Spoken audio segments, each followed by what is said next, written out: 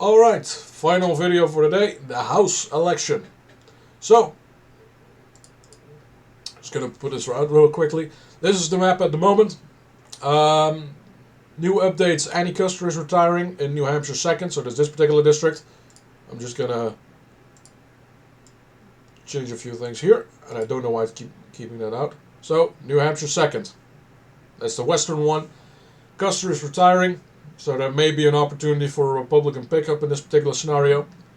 Anything else regarding the map hasn't really changed. These are all the retirements or seats that were decided in an election less than 10 points. Alright? Or new open created seats, for an example, Alabama 2nd or Louisiana 6th. So,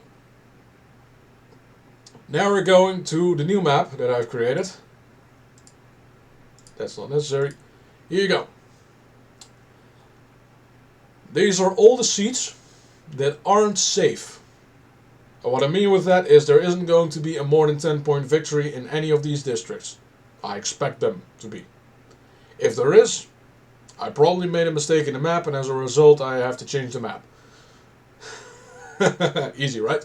Alright, let's start with the likely Democrat seats. Washington's 8th, Kim Schreier. She's not going to win by less than 5, and she's not going to win by more than 10. At the moment. As polling comes in further down the line, there's probably going to be a little more measurements. But regarding House elections, there's not really good enough measurement. There's only a generic ballot. Oregon's 4th, likewise, is also likely Democrat. California's 9th, likely, as is California's 21st. 26th, the 25th, and that's it for the Democrats in California. Greg Stanton over at the 4th district, that's likely, as is the 1st district in New Mexico and the 7th in Colorado. These are likely Democrat seats. Southern Texas, I'm going to put the two belonging to Democrats as likely seats. I haven't seen any polling that would indicate that they would be closer. That's about it. Kansas, Sharice Davids is hanging on, as is Angela Craig, Hillary Scholten, Mark Mervyn, or Mike Mervyn, whatever, Sean Casten, Lauren Underwood, Nikki Budzinski. That are all likely seats. Furthermore, we have 2 seats in Florida. I almost wanted to say California. It's basically the same thing at this point. Alabama, the gerrymandered district. Louisiana, no. Louisiana's a little closer. Because it's a jungle primary, basically. 2 seats in Pennsylvania, basically the Philadelphia suburbs. Andy Kim's district and Josh Gottheimer. Nova, the 10th district, is likely Democrat, as are these 2 in New England.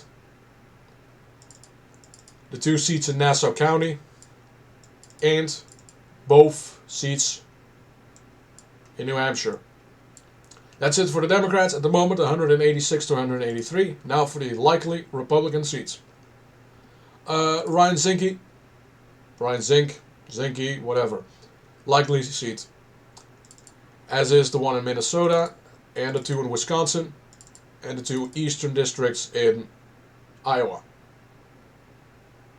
Furthermore, Missouri 2nd, or 3rd, I suppose. 2nd, no, the 3rd. Blaine is retiring, but it's a safe seat, so whatever. Andy Ogles, Nancy Mace, and the 4 remaining seats in Florida. They are likely, as are the 2 in Southern Texas.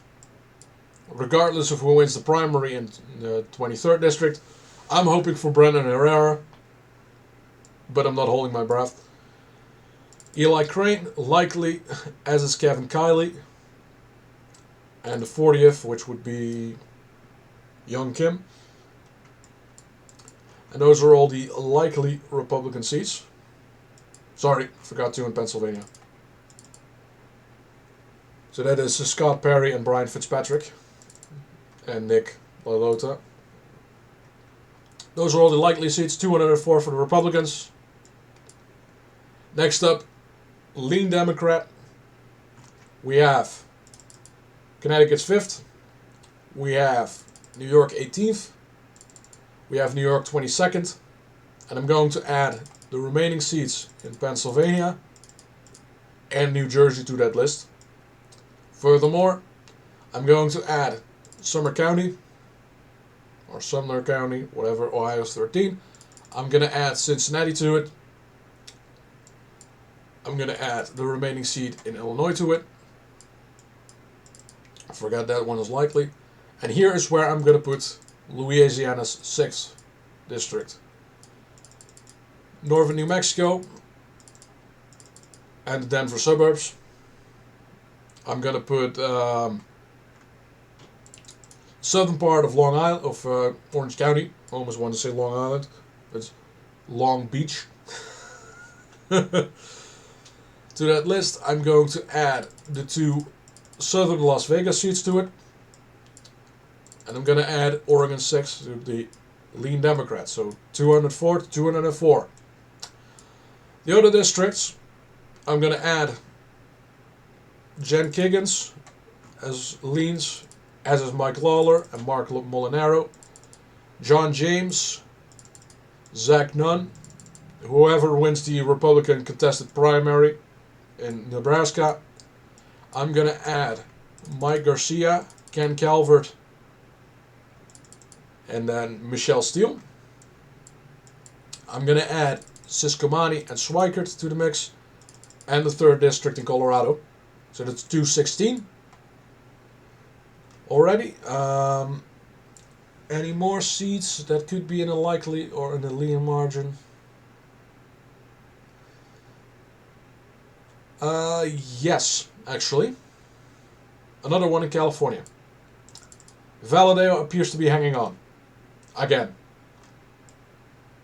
But it doesn't matter because Valadeo and Rudy Salas, they're basically the same thing. So who cares? Whichever one wins. Last ones. We're going to do the tilts. And these are the 14 most competitive seats this cycle. Simply put, the Republicans are going to flip Washington's 3rd. Oregon's 5th stays Republican. In California, they're going to switch seat. The 47th district with Katie Porter going. That's going to go for Scott Bay. And Scott Bay is really performing well. Overperforming in the primary. John Duarte is going to lose.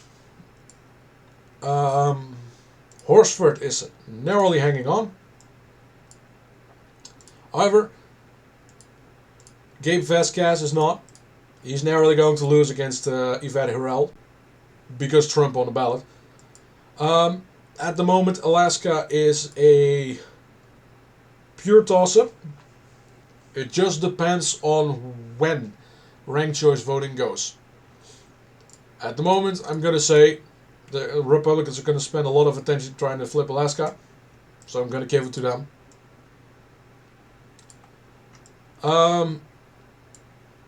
Furthermore, I think North Carolina's 1st is going to flip.